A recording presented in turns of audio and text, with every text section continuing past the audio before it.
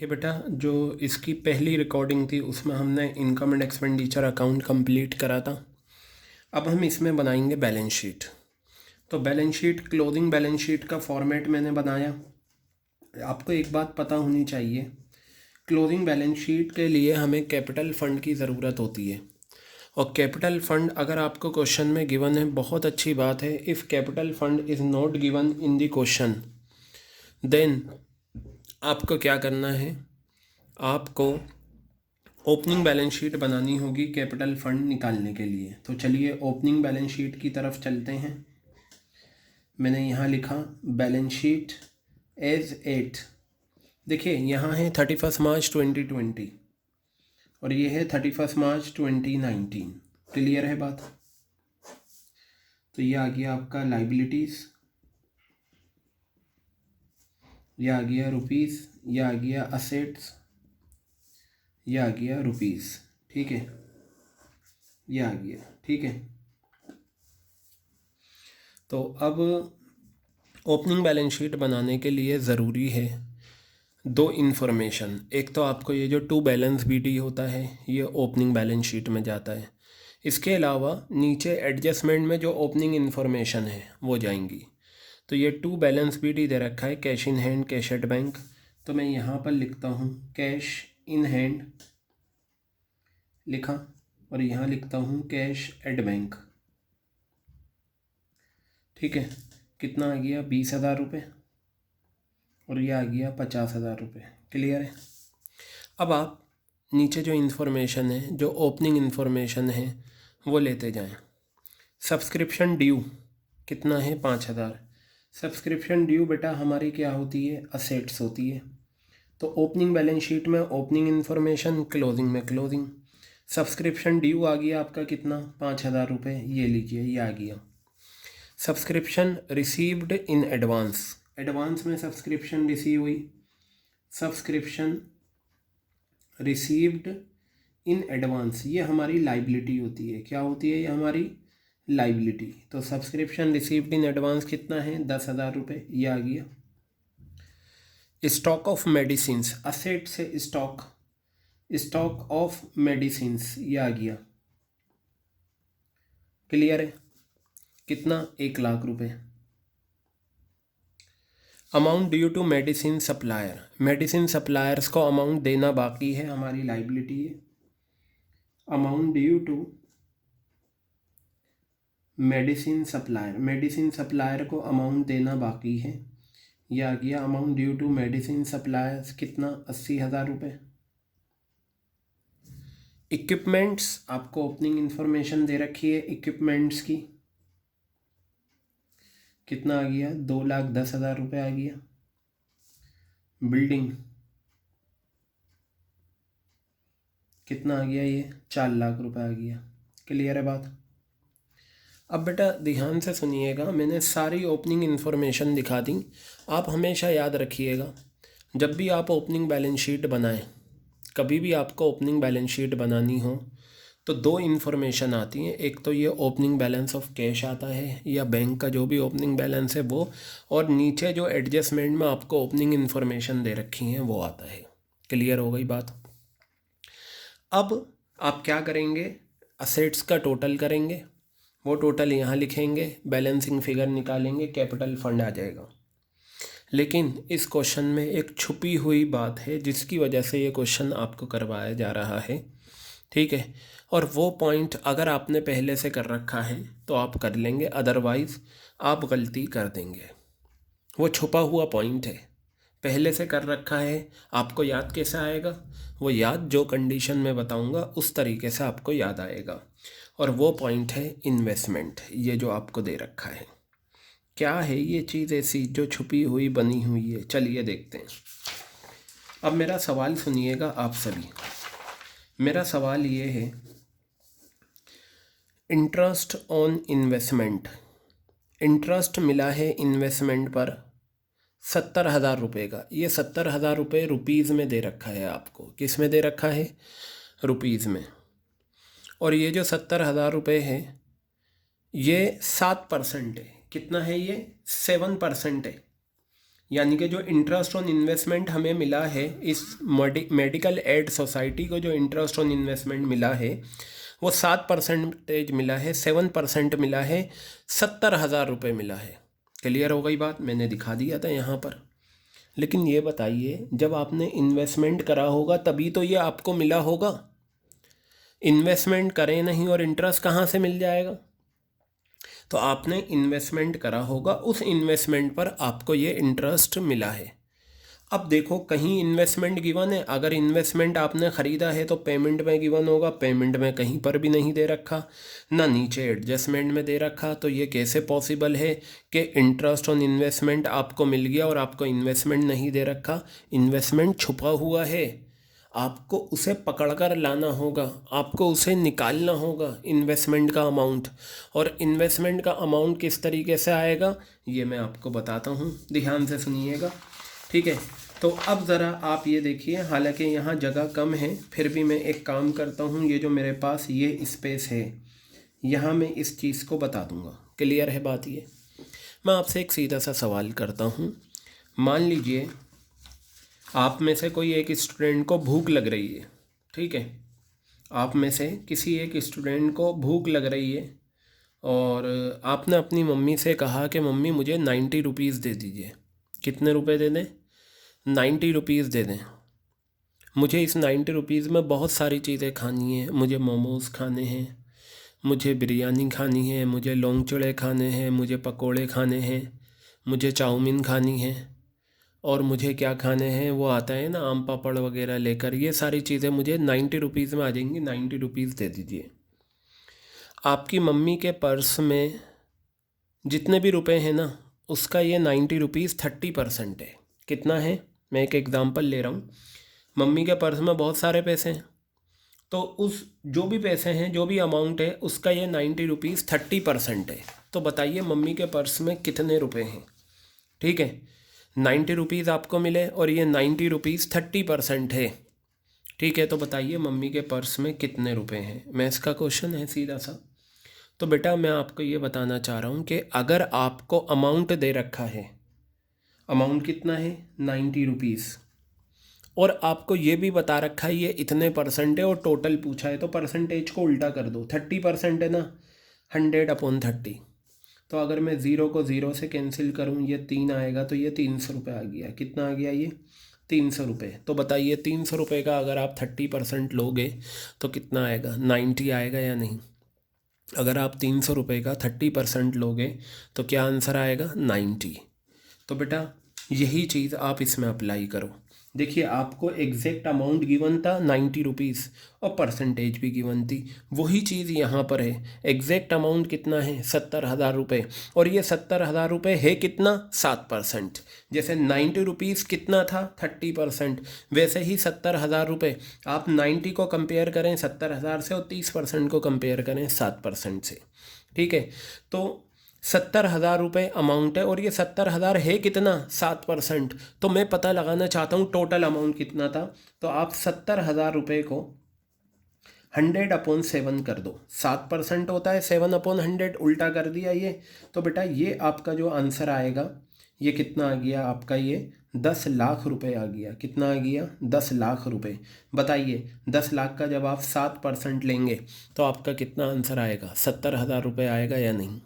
Clear हो गई बात? अब ये 10 लाख रुपए आपका इन्वेस्टमेंट आ गया। क्या आ गया? 10 लाख रुपए आपका इन्वेस्टमेंट। अब ज़रा सुनिए, बहुत ध्यान से सुनिएगा। इन्वेस्टमेंट का तो मैंने अमाउंट पता लगा लिया। मुझे ये बताइए यहाँ क्या लिखा हुआ है? ये जो 70,000 रुपये आपको मिला है पर एनम मिला है। क्या मिला है? ये पर एनम, यानी कि पूरे साल का इंटरेस्ट है इन्वेस्टमेंट पे 70,000 रुपये। तो बेटा आपको करंट ईयर में अगर पूरे साल का इंटरेस्ट मिल रहा है तो इसका मतलब साफ है कि साल के पहले दिन आपके पास इन्वेस्टमेंट होगा। अगर साल के पहले दिन आपके पास इन्वेस्टमेंट है तभी तो आपको पूरे साल का इंटरेस्ट मिलेगा, और वो इन्वेस्टमेंट कितना है? 10 लाख रुपए। और अगर साल के पहले दिन आपके पास इन्वेस्टमेंट है तो आपको ओपनिंग बैलेंस शीट में ये इन्वेस्टमेंट दिखाना चाहिए। तो बेटा ये 10 लाख रुपए का इन्वेस्टमेंट आपका ओपनिंग बैलेंस शीट में आ जाएगा, किस में आ जाएगा, ओपनिंग बैलेंस शीट में आ जाएगा। अगर आप ये यहाँ नहीं लिखेंगे तो ये तो गलत आंसर आएगा, फिर इसका भी टोटल गलत आ जाएगा। बस यही इस क्वेश्चन का एक टर्निंग पॉइंट था कि आपने इन्वेस्टमेंट का अमाउंट पता लगाया, बस अब आप इसे क्या करें, टोटल कर दें। तो ये टोटल हो जाएगा 14, 16, 17, 17,70,000, 17,85,000, 17,85,000 रुपये आ गया। और ये आ गया बेटा 17,85,000 रुपये। अब आप 17,85,000 में से 90,000 माइनस करेंगे तो 16,95,000 रुपीज़ आपका आ गया। बताइए, क्लियर है बात ये? ठीक है, तो बस इसे आप लिखिए कैपिटल फंड। क्या लिखेंगे आप इसे? कैपिटल फंड लिखेंगे। और ये आपका आ गया बैलेंसिंग फिगर। क्या आ गई आपकी?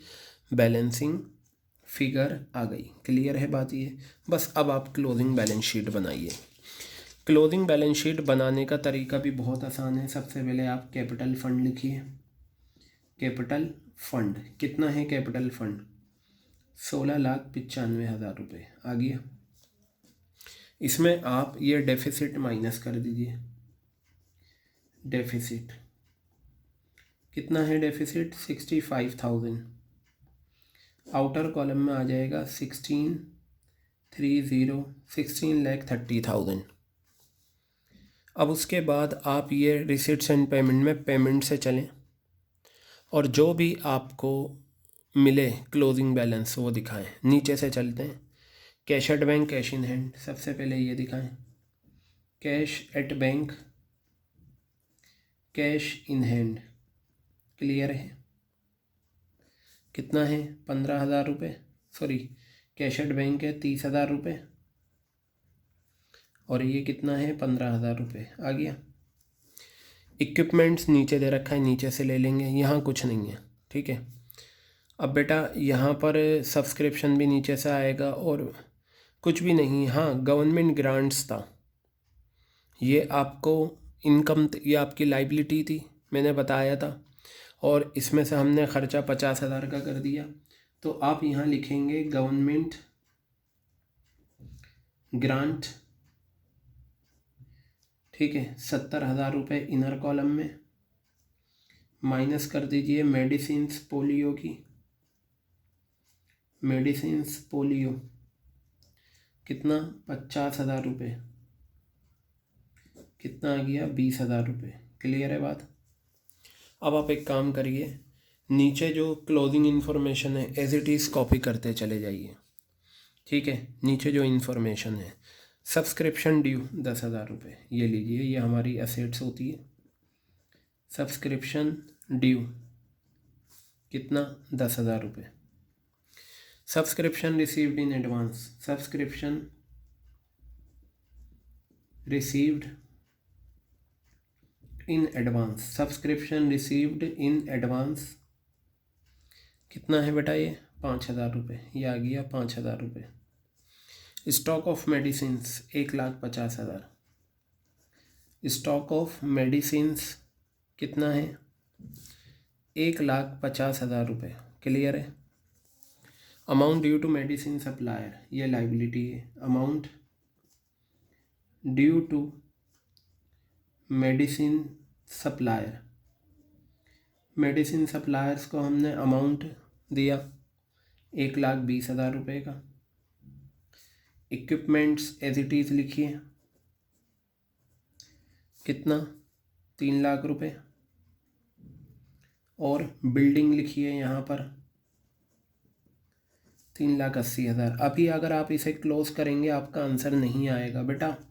ये जो इन्वेस्टमेंट था, देखिए, जो ओपनिंग बैलेंस शीट में फिक्स असेट्स होती हैं ना, वो सारी की सारी क्लोजिंग बैलेंस शीट में भी आती हैं। आप ये देखिए, subscription due, stock of medicine, ये सब दिखा चुके हो आप, क्योंकि क्लोजिंग भी गिवन था। इन्वेस्टमेंट, ये बताइए पिछले साल के पहले दिन आपके पास इन्वेस्टमेंट था, पूरे साल आपके पास इन्वेस्टमेंट रहा, उस पर आपको इंटरेस्ट मिला, आपने दिखा दिया। तो ये बताइए, जब क्लोजिंग बैलेंस शीट बनाएंगे तो क्या उसमें इन्वेस्टमेंट को हम भूल जाएंगे? अगर कोई असेट्स हमारे पास साल के पहले दिन होती है और हम उसे बेचें नहीं तो साल के आखिरी दिन भी होगी। जब साल के आखिरी दिन होगी तो हमें बैलेंस शीट में दिखाना चाहिए। तो ये इन्वेस्टमेंट भी 10 लाख रुपए का यहाँ पर आएगा। इन्वेस्टमेंट कितना अमाउंट है, 10 लाख रुपए। अब जाकर ये क्वेश्चन कंप्लीट होगा आपका। क्लियर हो गई बात। टर्निंग पॉइंट था ये इन्वेस्टमेंट इस क्वेश्चन का। चलिए अब हम देखते हैं हमारी जो मेहनत है क्या वो सफल होती है या विफल होती है। ठीक है, तो सफल करने के लिए हम देखते हैं 16 लाख, 17 लाख, 17 30, 17 50, 17,75,000 रुपये का मेरा ये लाइबिलिटीज़ का टोटल आ गया। ठीक है, और ये आपका यहाँ पर 30,000 रुपये, 15,000 रुपये, 10,000 रुपये, 1,50,000 रुपये, 3 लाख रुपये, 3,80,000 और ये आ गया आपका 10 लाख। चलिए कुछ मिस्टेक लग रही है, एक बार हम चेक कर लेते हैं कहाँ पर क्या मिस्टेक हमसे हुई है।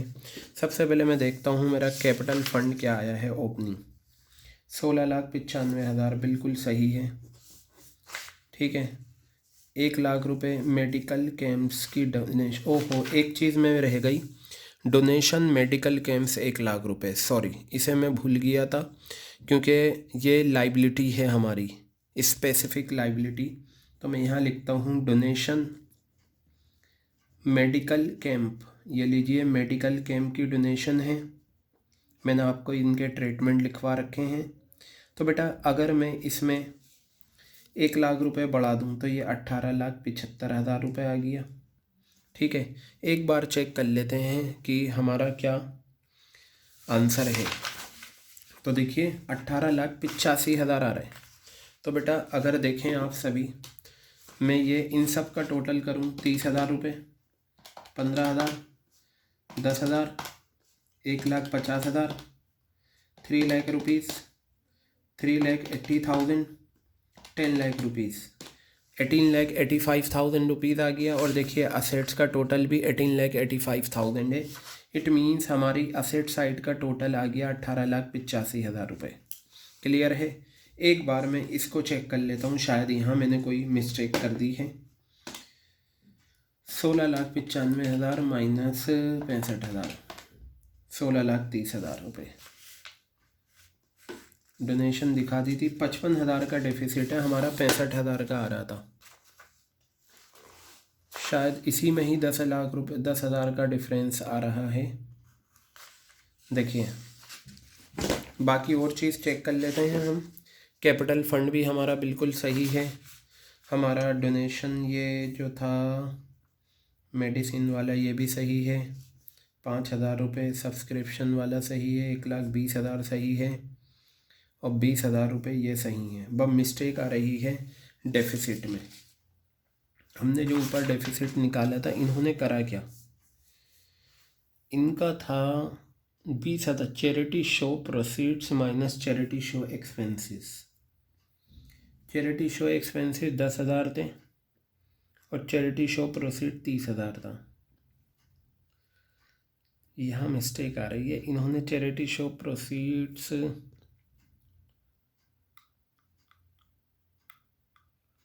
20,000 रुपये की प्रोसीड आ रही है। लेकिन अगर मैं यहाँ पर यहाँ ना दिखाकर यहाँ दिखाऊँ, एक बार चेक कर लेता हूँ मैं girls. Cost of medicine consume, ओहो 2,40,000 है, मैंने 2,50,000 लिख दिया। चेक कर लेता हूँ, शायद मुझसे मिस्टेक हुई। तो बेटा ये आपका आएगा कितना, हाँ बिल्कुल 2,40,000। कितना है, 2,40,000 है। और मैंने यहाँ कितना लिखा, 2,50,000। बस इसी की वजह से गड़बड़ थी। लीजिए मैंने अपनी गलती को दुरुस्त करा, 2,40,000 आ गया। तो मैं यहाँ पर भी 2,40,000 लिखते ही तो ये मेरा आ जाएगा 55,000 रुपये, और ये 55,000 आया। तो बेटा ये आपका आ जाएगा कितना, 16,95,000 माइनस 55,000, 16,40,000। लीजिए 10,000 ये बढ़ गए, तो हमारा आंसर बिल्कुल एक्यूरेट आ गया। क्लियर हो गई बात ये। तो बेटा ये था क्वेश्चन, बड़ा क्वेश्चन था लेकिन अच्छा क्वेश्चन था। इसमें जो इन्वेस्टमेंट वाला कॉन्सेप्ट है वो शायद लास्ट ईयर भी आया था और कई सैम्पल पेपर में आया है। तो ये अब पता कैसे चले कि हमें ऐसे करना है, बस ये देख लेना कि इंटरेस्ट ऑन इन्वेस्टमेंट मिला हुआ है, एग्जैक्ट अमाउंट भी है और परसेंटेज भी, और कहीं पर भी क्वेश्चन में इन्वेस्टमेंट का अमाउंट नहीं है, कहीं पर भी क्वेश्चन में इन्वेस्टमेंट का अमाउंट नहीं है, इन्वेस्टमेंट का अमाउंट नहीं है लेकिन इंटरेस्ट ऑन इन्वेस्टमेंट है और परसेंटेज है। तब आपको ऐसा करना है, ओपनिंग बैलेंस शीट में भी दिखाना है, क्लोजिंग में भी दिखाना है। क्लियर हो गई बात ये? तो बेटा ये क्वेश्चन था आपके सामने, इलस्ट्रेशन नंबर 36 पेज नंबर 1.53 पर। ये क्वेश्चन 2 रिकॉर्डिंग में पूरा हुआ है। एक रिकॉर्डिंग में हमने income and expenditure account complete करा और एक रिकॉर्डिंग में मैंने आपको बैलेंस शीट बनाकर दिखाई, ठीक है। और इसके पीछे इसकी कैलकुलेशंस थी, टाइम लगा लेकिन काफ़ी कॉन्सेप्ट इस क्वेश्चन ने क्लियर करे। कम से कम 4 या 5 बार आप खुद से इसकी प्रैक्टिस करना, ताकि और दूसरे क्वेश्चन इसी पैटर्न के आप आसानी से कर सकें। Good bye.